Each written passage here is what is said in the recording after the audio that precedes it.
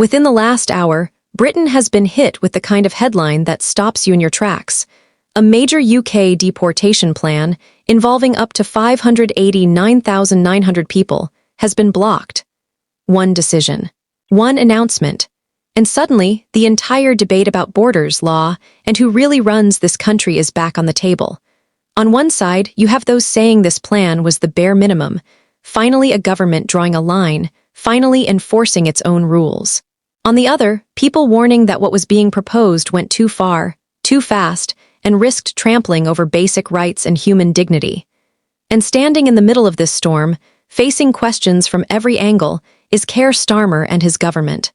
Tonight, we're going to strip away the spin and the noise and ask some simple but serious questions. What exactly was this deportation plan? Who are these 589,900 people counted in official briefings and shouted about in headlines? Why has the plan been stopped in its tracks? And by whom? And crucially, what does this moment tell us about the state of British democracy, British borders, and Britain's values? Because behind that one big number lies a tangled story. Of asylum claims and overstayed visas, of court rulings and late-night meetings in Whitehall, of ministers talking tough under pressure and lawyers warning of legal red lines.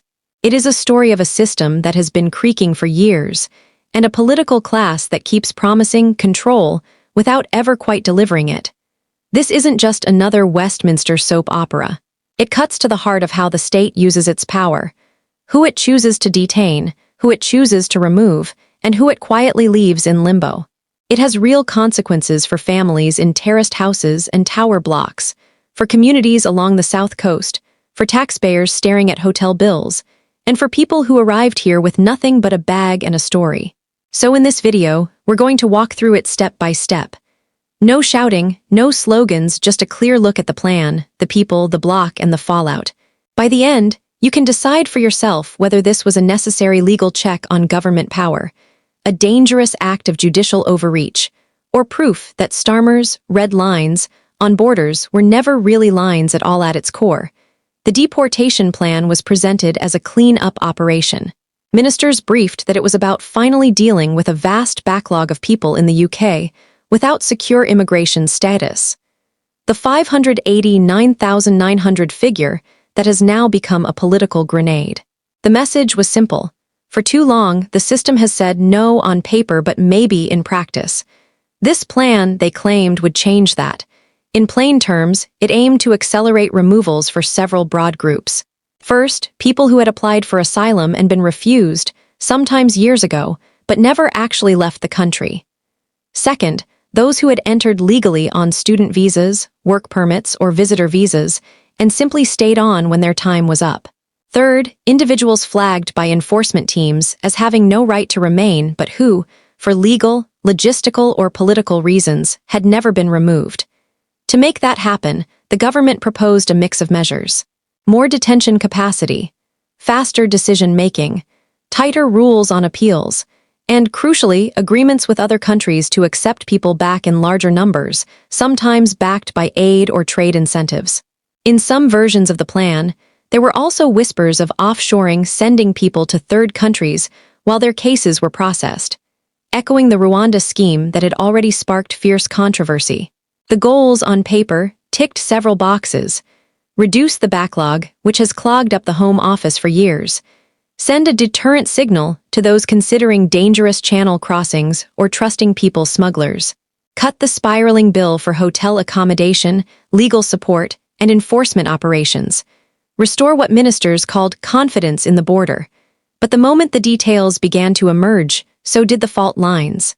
Human rights lawyers warned that any mass-scale acceleration of removals would risk collapsing the careful, case-by-case protections built into UK and international law. Refugee groups argued that speeding up often means cutting corners, and that mistakes in this area aren't just bureaucratic errors, they can be a matter of life and death. And then there was the number itself, 589,900. Supporters of the plan seized on it as proof of a system totally out of control. Nearly 600,000 people the state can't or won't remove. Critics said the figure lumped together completely different categories of people. Those awaiting initial decisions, those mid-appeal, long-term residents with families, trafficking victims, and those whose countries simply refuse to take them back. Language became a battleground. In some tabloids and political speeches, the number was paired with the word illegals, a term that may hit hard in a headline but ignores a crucial reality. Under UK law, people can be in a kind of legal limbo. Not legal in the sense of having settled status or citizenship, but not clearly removable either. They may have protection claims still being assessed, medical conditions, or a right to a fresh review because of changes in their home country. So who are the 589,900? The honest answer is a mix. Some are people who have exhausted every avenue and are now simply refusing to cooperate with removal. Others are parents whose children know no other country but Britain. Some have criminal convictions. Others have worked quietly for years in care homes, construction sites, or takeaways, taxed and largely unnoticed. Some have clear and urgent protection needs. Others do not. The deportation plan tried to treat this whole mass as a single problem to be solved with a single push. That is where the law, and eventually the courts, pushed back. The block came when parts of the plan were challenged as incompatible with existing legal safeguards. Judges looked at provisions that would have limited individual appeals or placed heavy pressure on people to consent to removal without full access to legal advice. Concerns were raised about sending people back to countries with unstable regimes, poor human rights records, or ongoing conflict, potentially breaching the principle of non-refoulement, the rule that you do not return someone to a place where they face serious harm. There were also questions about process. Could the Home Office reliably make the right call at speed, given its long track record of errors, from the Windrush scandal to wrongful detentions? Would genuine trafficking victims or torture survivors be swept up in the rush? In the end, a court, whether domestic or European, ruled that key elements of the plan could not go ahead as drafted. The government could pursue removals, yes, but not in the way or at the scale and pace it had promised. Overnight, the flagship policy was no longer a clean fix, but a symbol of a deeper struggle. Between political promises to take back control and a legal framework that says some lines cannot be crossed. For Keir Starmer, the irony is sharp. As a former director of public prosecutions, he built his reputation on upholding the law. As a labor leader seeking power, he promised firm borders alongside fairness. Now in office, he finds himself accused by some of being too cautious, too bound to judges and treaties, and by others of having even contemplated a plan that, they say, flirted with illegality. Supporters of the blocked plan argue that without tough enforcement, immigration rules are meaningless, and that courts are tying the hands of democratic governments. Opponents counter that if governments want to change the rules, they must do so openly, through Parliament, not by quietly stretching existing powers beyond their limits. That leaves a simple but uncomfortable question hanging over this saga. Did the bloc expose a reckless overreach by ministers, or a legal system now acting as a shadow veto on policies? Some voters thought they were prompt to understand what this all means beyond the headlines. You have to come away from the numbers and into people's lives. Picture a family in a semi-detached house in the Midlands. The parents arrived a decade ago, claiming asylum after violence tore through their hometown. Their case dragged on for years in a tangle of appeals and fresh evidence. Their 2 children were born here, go to the local school, support England in the football. On paper, the parents have now reached the end of the legal road. Under the deportation plan, their file is one more in the 589,900. For them, the blocked plan is the difference between preparing their kids for GCSEs and preparing them for an enforced trip to a country the children have never seen. For their neighbors, it might be something else entirely, a symbol of a state that cannot make decisions, cannot enforce them, and leaves everyone in uncertainty. Now picture a different street on the south coast. Residents there have watched, year after year, as small boats land on nearby shores. They see hotel after hotel taken over for asylum accommodation. They hear about overstretched GP surgeries, school places, and a sense that rules are elastic if you know how to push them. For them, the 589,900 number isn't abstract. It feels like evidence of a government that has lost control of its own front door. You can hold both of these images in your mind at the same time. That's the uncomfortable truth. Immigration policy isn't a simple story of villains and victims. It is a clash of legitimate fears and legitimate needs, made worse by years of political failure. Politically, the blocked plan has lit a fuse. On the right, critics say Starmer has shown his true colors. Big numbers in speeches, but no real appetite to confront the courts, the treaties, or the bureaucratic culture that, in their view, always tilts towards inaction. They call the court decision proof that Britain is no longer fully sovereign over its own borders, and demand emergency laws, treaty renegotiations, or even withdrawal from certain international commitments. On the left and among civil liberties groups, the reaction is almost the mirror image. For them, the legal block is a sigh of relief, a last-minute break applied to a policy they saw as scattergun and morally dangerous. They argue that you do not fix a broken asylum and immigration system by turning the conveyor belt faster. You fix it by investing in competent decision-making, creating safe routes, and addressing the reasons people flee in the first place. Inside Labour, the tension is real.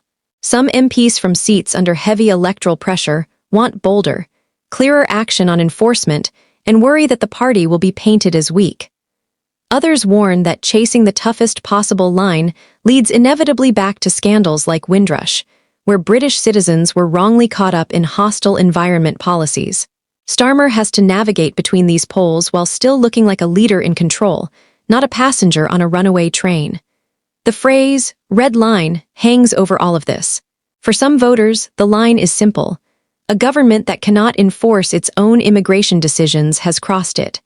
For others, the line is drawn at mass removals without robust safeguards or any hint of collective punishment.